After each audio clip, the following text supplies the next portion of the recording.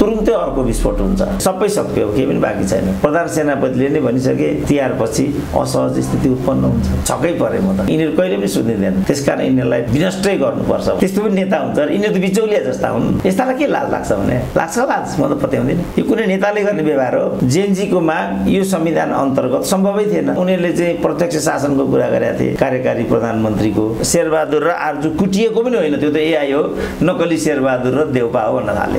अब यो भएपछि त केही पनि पार लाग्यो। यसको दबाई छैन, केही दबाई छ यसको? प्रतिशोधको नतिजा जहिले पनि हिंसा हुन्छ। उकुस मुकुस थियो नि त मान्छेलाई। त्यो विस्फोट भएको। प्रधानमन्त्रीहरू मन्त्रीहरू अत्यन्त संवेदनशील हुनुपर्छ। फिनिक्स पंक्षी जस्तो खरानीबाट उनीहरूले चाहिँ पुनर्जन्म लिनुपर्ने भएको छ। त्यसको लागि उनीहरूले चाहिँ यो भ्रष्ट नेतृत्वलाई त बिदा दिइ नै हाल्ने। समसामयिक सन्दर्भमाथि केन्द्रित रहेर कुराकानी गर्नका निम्ति राजनीतिक विश्लेषक प्राध्यापक डाक्टर सुरेन्द्र केसी हामीसँग हुनुहुन्छ। डाक्टर साहब स्वागत छ। ल धन्यवाद। डाक्टर साहब, प्रधानमन्त्रीको सम्बोधन आयो, उहाँ के भन्न खोज्दै हुनुहुन्छ? उहाँको सम्बोधनलाई तपाईँले कसरी लिनुभएको छ? अब दुर्गा सुवेदीले मसँगको एउटा टकमा 1 वर्ष अगाडि मान्छेले जे खान्छ त्यो फाल्छ भन्नुभएको थियो क्या। यो अहिले सुशीला कार्कीको हकमले लागु छ, उहाँले जे खानुभएको छ त्यही फाल्नुहुन्छ, त्यति कुरा छ। त्यो बुझ्नलाई त्यो अन्तर्वार्ता हेर्नुपर्छ जम्मैले। त्यसमा व्याख्या गर्नुभएको छ दुर्गा सुवेदीले। किन यस्तो छ भन्दाखेरि जे उनीहरूले खाएका छन् त्यही उनीहरूले फाल्छन्।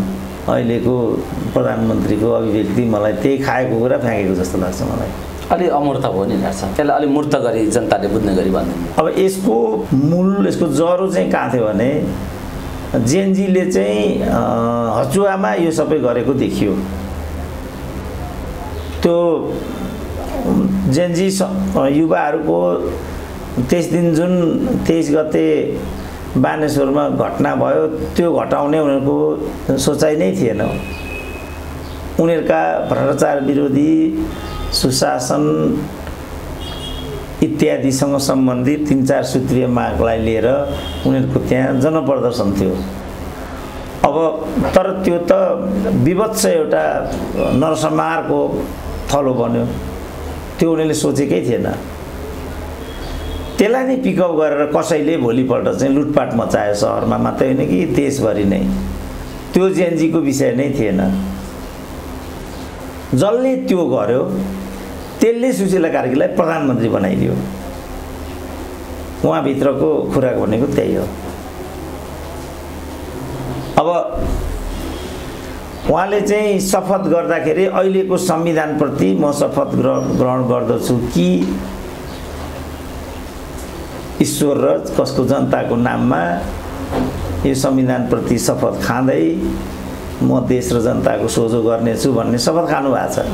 उहाँले खाएको त यही हो। यो खाएपछि यही बाहिर निक्लिन्छ।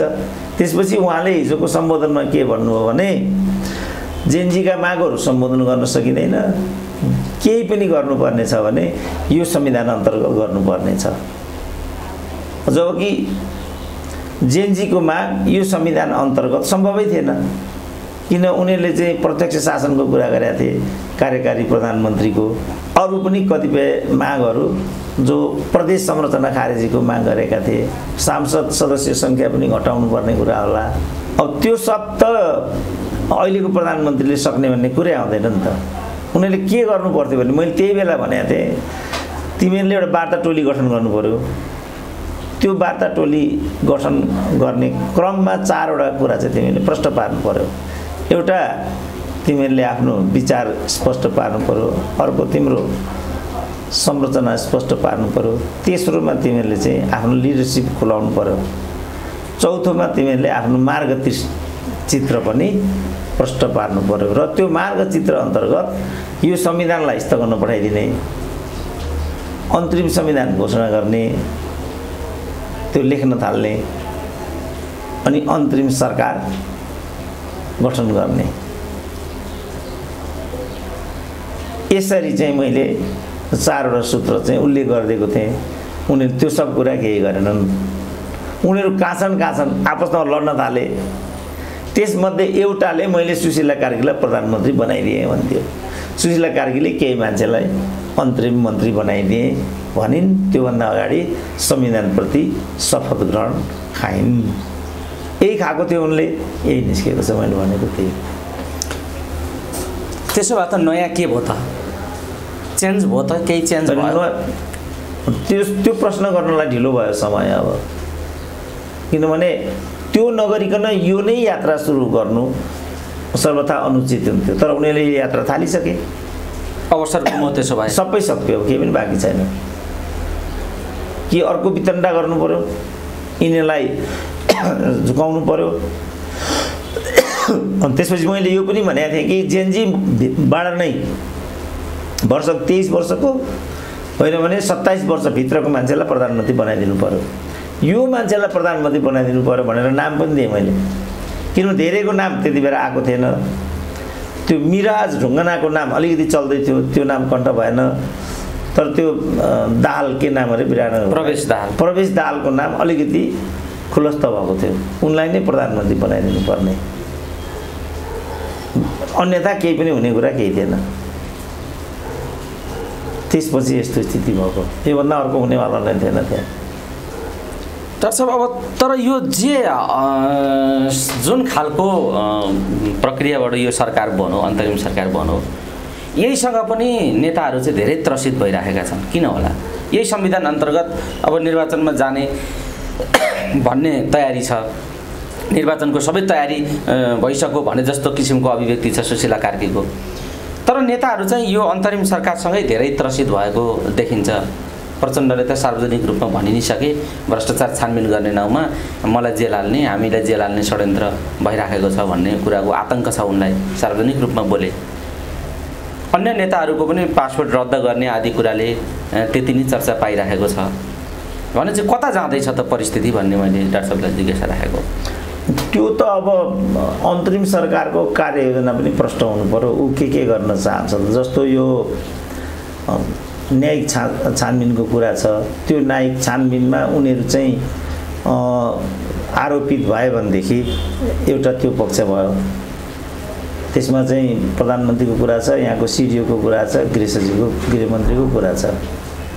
तर त्यो न्यायिक छानबिन समितिले आरोपित गर्दै पुष्टि भएका कुराहरूले मात्रै उनीहरूलाई तान्ने कुरा एउटा यो हुन्छ, डराइरहनु पर्ने कुराको केही पनि अर्थ छैन। एउटा यो हो। अब भ्रष्टाचारसँग सम्बद्ध अगुत सम्पत्तिको कुरा, अपारदर्शी सम्पत्तिको कुरा, अब प्रचण्डको कुरा गर्ने भने अब अरबौँ रुपियाँ चाहिँ प्रचण्डले घोटाला गरेको भनेर बाबुरामले पनि भनेको छ। अब अहिले चाहिँ प्रचण्डको निवास र देउपा दम्पतिको निवासमा चाहिँ अनधिकृत अरबौँ रुपियाँ फेला परेको भन्ने छ। त्यसलाई लिएर उनीहरू चाहिँ आत्तिएका होला। तर मलाई लाग्छ अन्तरिम सरकारले यो सब केही पनि गर्दैन, किनभने उसँग अब मलाई लाग्छ अब अस्तित्वकै प्रश्न हुन्छ होला। किन यति बदनाम भयो यो एनजिओको सरकार भन्ने भयो होइन, समाजले ओन गर्ने मान्छेहरू त्यहाँ एकजना पनि गएनन्। त्यसपछि समाजले यसलाई ओनै गर्दैन, उनीहरूसँग खास सङ्गठित शक्ति छँदै छैन। व्यवस्था दलीय छ, 72 को संविधान हाल पनि कार्यान्वयनमा छ। अनि उनीहरूले के गर्न सक्छन् त त्यसमा? आत्तिनु पनि पर्दैन, केही पनि हुँदैन, गर्न पनि सक्दैनन्। गरेको खण्डमा दलहरूबाट चाहिँ प्रतिरोध हुन्छ। त्यो हो भनेदेखि अशान्ति हुन्छ, त्यसले चाहिँ 21 को निर्वाचनलाई अवरोध गर्छ, अनि मुलुक चाहिँ सङ्कटमा जान्छ। प्रधान सेनापतिले नै भनिसके तिहारपछि असहज स्थिति उत्पन्न हुन्छ। त्यसकारण आम सहमतिबाट अहिले उत्पन्न भएको गतिरोधलाई निर्वाचनका माध्यमबाट अवतरण गराउने कि नगराउने भन्ने प्रश्न मात्रै बाँकी छ। अब यो चाहिँ अर्धनाशको बिन्दु हो। त्यो नगर्ने भने सर्वनाश हुन्छ। अब अर्धनाशको बाटो हिँड्ने कि सर्वनाशको बाटो हिँड्ने, दलहरू पनि सकिने कि सच्चिने, यिनी दुईटा बुँदा मात्रै बाँकी छन्। उनीहरू कतातिर बढी केन्द्रित छन् त? सकिनेतिर छन् कि अर्धनाशलाई रोजेर अगाडि जानेमा छन्? उनीहरूको संवेदनशीलता के पाउनुहुन्छ डाक्टर? यो अभिमानी र अहङ्कारी मान्छे चाहिँ सकिन्छ अरे, तर सच्चिँदैन अरे क्या, उसको त्यो मनोविज्ञान हुन्छ अरे। अब यिनीहरू त अभिमानी र अहङ्कारी मानिसहरू। अब त इगोको कुरा पनि आयो।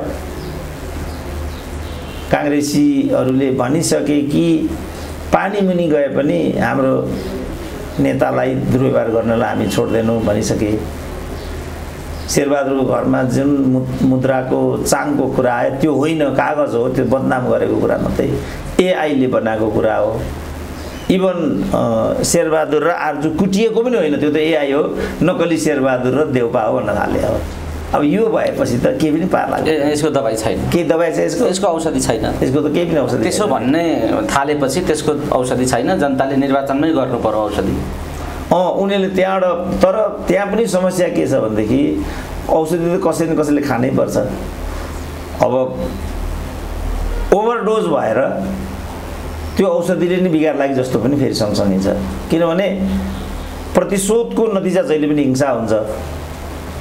हामीले त्यो देखि पनि हाल्यौँ, किनभने दलहरूप्रति एउटा वितृष्णा थियो, घृणा थियो, किनभने उनीहरू दण्डनीय थिए, व्यभिचार गरेका थिए, अति गरेका थिए उनीहरूले।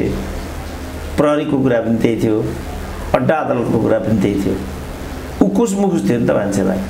त्यो विस्फोट भएको नि। आज चाहिँ म बनेपा र 5 खालको एउटा कार्यक्रममा पुगेको थिएँ, त्यहाँ धेरै मान्छेसँग मेरो छलफल र अन्तर्क्रिया भयो। एकजना मान्छेले पनि यो लुटिएको पिटिएको कुरा गलत हो भनेन, एकजनाले पनि। छक्कै परे म त। प्रताडित थिए मान्छेहरू यिनीहरूको प्रवृत्तिसँग।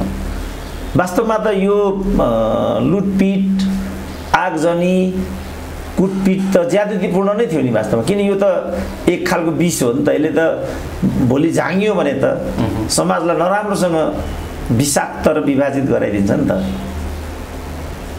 त्यो मेरो पोजिसन चाहिँ त्यो थियो। यो त बहुतै नराम्रो नेपाली समाजभित्र प्रविष्ट भयो, आजसम्म यस्तो भएको थिएन।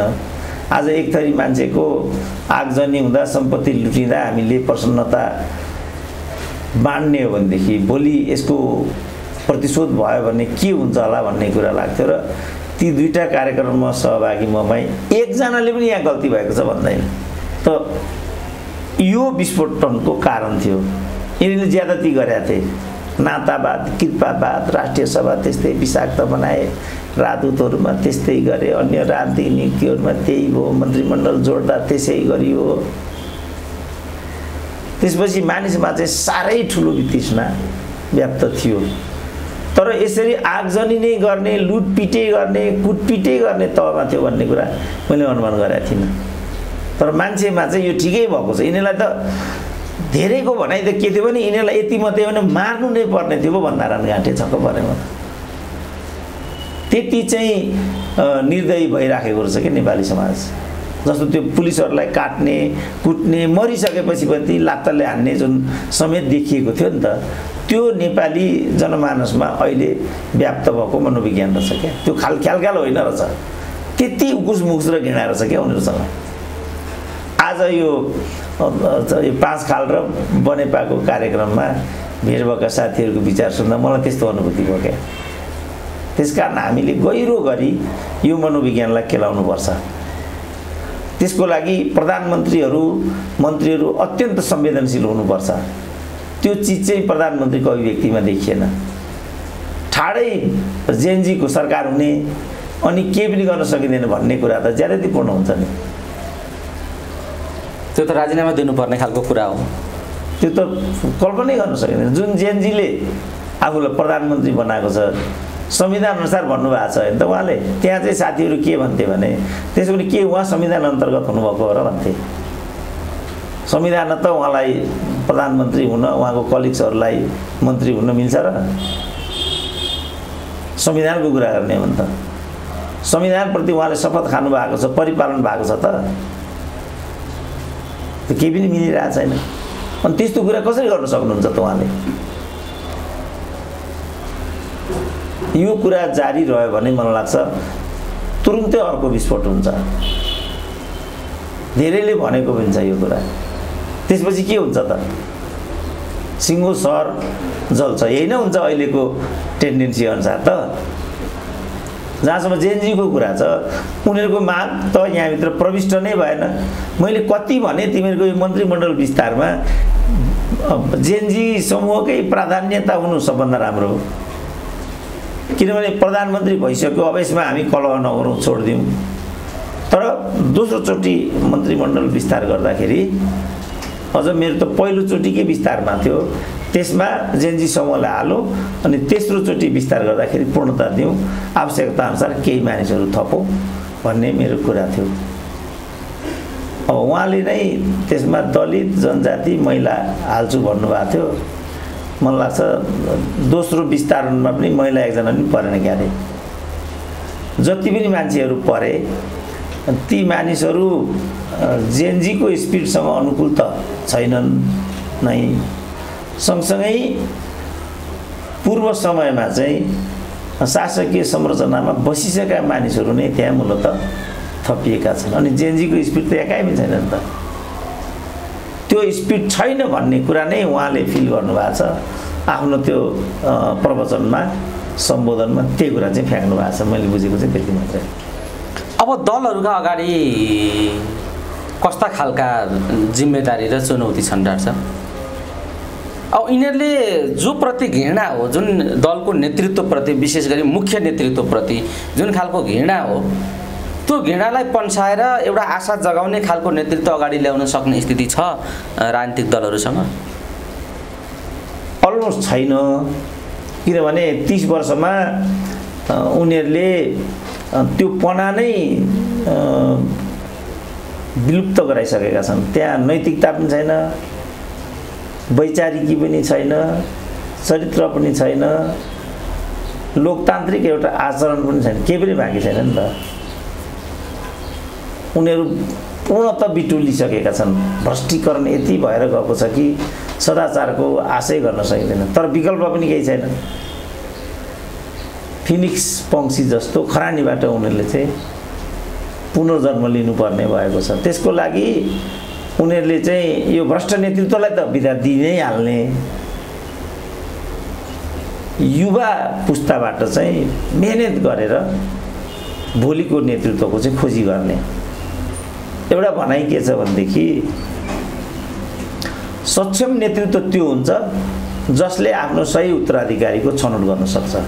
नेतामा हुनुपर्ने केही गुणहरूमध्ये सर्वप्रमुख गुण यो हो। जस्तो जवाहरलाल नेहरूले भनेका थिए, उनका सांसदहरू चाहिँ जवाहरलाल नेहरूको भाषण सुनिसकेपछि सुरुका दिनहरूमा 1950 को दशकको कुरा हो यो, उनको भाषण सुनिसकेपछि सांसदहरू जराजुर उठ्ने, हिँड्ने, हाउस चाहिँ खाली हुने, यस्तो हुँदो रहेछ। त्यसपछि नेहरूले चाहिँ एक दिन तिमीहरू किन यसरी सदन खुला खाली बनाएर चाहिँ तिमीहरू घर जान्छौ, किन सबैका कुराहरू तिमीहरू सुन्दैनौ भनेपछि नेहरूले उनीहरूले भने अरे अब तपाईँ गएपछि कस्तो कुरा सुन्नु छ र हामीलाई, के सुन्नु छ र त्यहाँ, तपाईँको कुरा सुन्यो हामीलाई भइहाल्यो भनेपछि अरूको पनि त सुन्नु पर्यो, अरूले के भन्दा रहेछन् अरूको पनि त सुन्नु पर्यो भने नेहरूले कसको सुन्ने र सुन्न लागेको को छ र त्यहाँ भनेपछि अटल बिहारी वाजपेयी छ भने अरे। उनी चाहिँ जनसङ्घबाट थिए, विरोधी दलमा थिए, 25-27 वर्ष यस्तै उमेर थियो उनको। अटल बिहारी त्यत्रो सुन्न लायकको मान्छे हो र भने सांसदहरूले, यही नै तिमीहरूको भविष्यको प्रधानमन्त्री हो भने उनले। नभन्दै नेहरू मरेको 25-30 वर्ष कति लाग्यो, अटल बिहारी वाजपेयी अप्रत्याशित रूपमा भारतको प्रधानमन्त्री मात्रै बनेनन्, एउटा भरलाग्दो प्रधानमन्त्री पनि बने। स्टेटमेन्टसिप भनेको त्यस्तो हुन्छ। त्यसको धेरै वर्षपछि येल्सिनले, जो चाहिँ रुसी राष्ट्रपति थिए, उनले आफ्नो उत्तराधिकारी चाहिँ भ्लादिमिर पुटिन, आजको रुसको राष्ट्रपतिलाई छनौट गरे। अब हामी देखिरहेको छौँ सिङ्गो विश्वलाई पुटिनले कसरी हल्लाइरहेका छन्। यही कुरामा माओ त्से-तुङ चुके। भविष्यको नेता हुन लायक व्यक्ति माओ त्से-तुङको टिममा देङ स्याओपिङ थिए, तर देङ स्याओपिङलाई उनले जेल पठाइदिए। माओ त्से-तुङले मारिदिनु नै भनेका थिए, तर चावेललाई बाठा थिए। भविष्यको चिन चाहिँ देङ स्याओपिङमा देख्थे उनले, र म गर्छु भने देङ स्याओपिङलाई मार्नुको सट्टा सुरक्षित कहीँ लगेर चाहिँ उनलाई बचाए। नभन्दै उनीहरू जम्मै मरिसकेपछि चिनको नेता देङ स्याओपिङ भए। अहिले हामी देखिरहेछौँ देङ स्याओपिङको भिजनलाई चिनले कसरी अपनायो र चिनले आज कसरी तरक्की गर्न सकिरहेको छ हामी देखिरहेछौँ। अब हाम्रो यहाँ केपी ओलीलाई विनष्ट गर्यो, उनका घरमा आगजनी भए, दमकको अर्को घरमा प्रहरीले सुरक्षा दिइराखेको छ। यहाँ जहाँ डेरा गरेर उनी बसेका छन् त्यहाँका घरपट्टिले भनिसके कि तपाईँ यहाँबाट गइदिनुहोस् किनभने यो घरको सुरक्षा अब तपाईँको कारणले असम्भव भयो भन्ने आइरहेछ। घरबेटीले त्यसो भने अरे भन्ने सञ्चार माध्यममा सोसल मिडियामा आइरहेछ। त यो कहाँबाट आयो त भन्दाखेरि ओलीलाई छनौट गर्ने जुन विधि थियो नेकपा एमालेको र ओलीको जुन कार्यशैली थियो त्यो कर्मको फल हो नि त यो। अब काङ्ग्रेसले नेता छनौट गर्यो त को हो त काङ्ग्रेसको नेता? हिजोको को हो, आजको को हो त काङ्ग्रेसको नेता? जस्तो देउपापछि को हो त?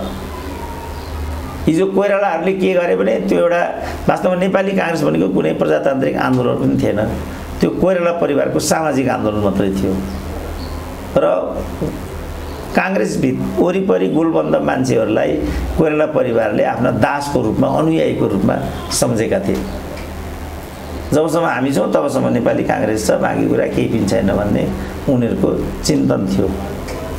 पछिल्लो पटक चाहिँ अब गिरिजाले अपनाएको कार्यशैलीलाई हेर्ने हो भने उनले चाहिँ आफ्नो उत्तराधिकारी को भन्ने कुरालाई अन्यलमै राखे, किनभने उनको सोचाइ आफ्नो छोरीलाई बनाउने भन्ने थियो आफूपट्टि। अरू सबै नेताहरूको पनि त्यही थियो। गणेश मानले पनि आफ्नो छोरालाई नै सम्झिरहेको थियो, विमलेन्द्र निधि महेन्द्र नारायणले पनि आफ्नो छोरालाई नै सम्झिरहेको थियो, यही कुरा थियो। अब एमालेमा आउँदाखेरि त्यही कुरा भयो। त नेतृत्व पनि सही चाहिँ हाम्रा देशका राजनीतिक दलहरूले निर्दिष्ट गर्न सकेनन्। त्यसपछि उनीहरूको चाहिँ नातावाद, कृपावाद, अयोग्यता, व्यभिचारको आधारमा पद प्रतिष्ठा र नेतृत्व निर्माण गर्ने जुन अभ्यास भयो, त्यसबाट आम जनतालाई के लाग्यो भने यिनीहरू कहिले पनि सुनिँदैन, त्यसकारण यिनीहरूलाई विनष्टै गर्नुपर्छ भन्ने सोचाइ अन्तर्गत हालैको विस्फोट भइरहेछ। त उनीहरू यो कुरा समीक्षा गर्न नै तयार छैनन्। केपी ओली बाँचुन्जेल म यो छोड्दिनँ भन्ने भन्छन् अहिले पनि। अब उनीहरूको जुन केन्द्रीय कमिटी छ त्यो केन्द्रीय कमिटीमा स्वाभिमान भन्ने चिजै छैन। केपीका दास जस्ता छन्, केपीको अगाडि पनि टाउकै उठाउन सक्छ, यसो गर्ने सक्छ, यसो गर्छन्। सानो एउटा उषा किरण मात्रै बोलिरहेको सुन्छु म, बाँकीको मुख त बोली नै फुटेको छैन। अब बोल्ने स्थिति पनि छैन। केन्द्रीय कार्यालय नै आग लागि भयो, घर घर आग लागि भएका छन्। कति बेर आफू चाहिँ कुटिने पिटिने आगजनीको शिकार हुने हो भन्ने नै अत्तुपत्तो नै छैन।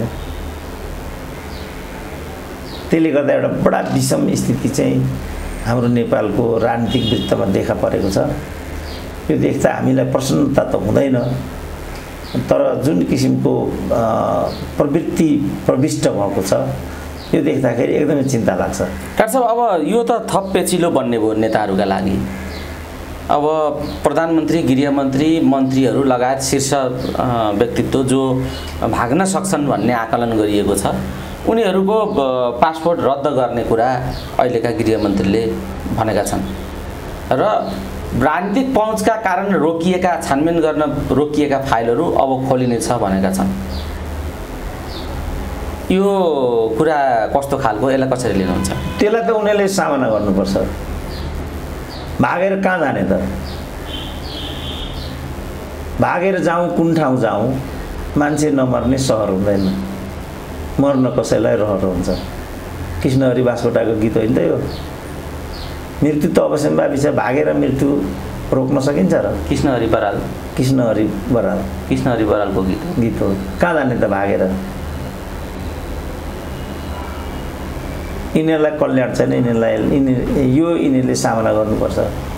यो यिनीहरूको कुकृत्यको फल हो, किनभने यिनीहरूले हिजो मल्लिक आयोगलाई कार्यान्वयन गरेनन्, रायमाझी आयोग पनि कार्यान्वयन गरेनन्, लाल आयोग पनि कार्यान्वयन गरेनन्, त्रिताल आयोग पनि कार्यान्वयन गरेनन्। अहिले के पुष्टि भयो भने उनीहरूले त्यसलाई कार्यान्वयन नगर्नुको कारण के रहेछ भने उनीहरू पनि तिनीहरूकै अनुगामी हुने दुराशय उनीहरूको पेटभित्र रहेछ। तर अब हुँदैन, चल्दैन।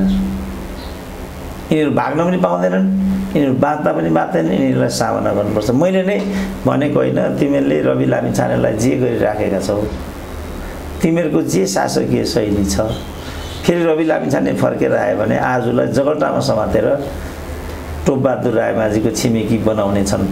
त्यसकारण तिमीले ठिक काम गरिरहेका छैनौ। अब उनलाई त घरमै जगल्टा समाउने काम भयो। शेरबहादुर अपमानित भए, केपी ओली भाग्नु पर्यो, अन्य नेताहरू भागाभाग भए। अब जे जति आरोप उनीहरूमाथि लागेको छ त्यो त उनीहरूले सामना गर्नुपर्छ। अख्तियार आफ्नै बनाए, निर्वाचन आफ्नै बनाए, प्रहरी आफ्नै बनाए, विश्वविद्यालय आफ्नै बनाए, चुनाव हारेका दुम्बाहरूलाई राष्ट्रिय सभामा लगे, राजदूत बनाएर लिएर गए। सानो अपराध हो यो। यिनीहरू भागेर उम्किन पाउँछन् र सम्भव हुन्छ र।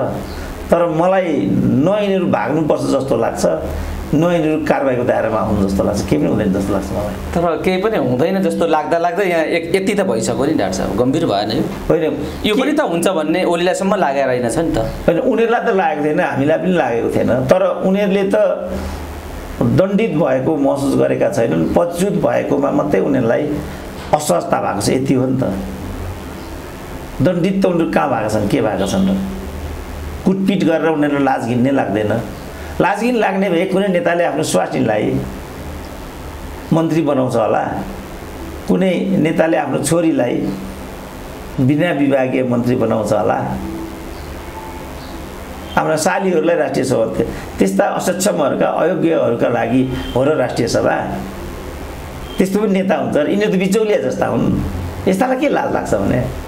लाग्छ लाज? म त पत्याउँदिनँ। यो कुनै नेताले गर्ने व्यवहार हो? नेल्सन मण्डेलाले त आफ्नो श्रीमतीलाई त्याग नै गरेका थिए, डिभोर्स नै गरेका थिए। मेरो विचारमा थुन्ने नै काम भयो उनलाई र जेलमै मरेन कि कस्तो भयो। नेताले त त्यस्तो पो गर्छ त। रामले के गरेका थिए त? सीतालाई त्यागेका थिए। सीता निर्दोष छिन्, रामलाई यो कुरा थाहा थियो। तर लोकले भन्यो कि यो परित्यक्त महिला हो, जसलाई भिरेर रामचन्द्र जस्तो मान्छे हिँडिरहेको छ, यो सुहाउने कुरा होइन। लोकको यो बुझाइ थियो। त्यसो भने जङ्गलहरू छोडिदिनु भने। नेताले गर्ने व्यवहार त यो छ, आदर्श यो हो नि हाम्रो। यिनीहरूलाई त लाज घिन लाग्छ र मलाई त लाग्दैन। हस् डाक्टर साहब, समय दिनुभयो। यो समय र संवादका लागि यहाँलाई धेरै धेरै धन्यवाद।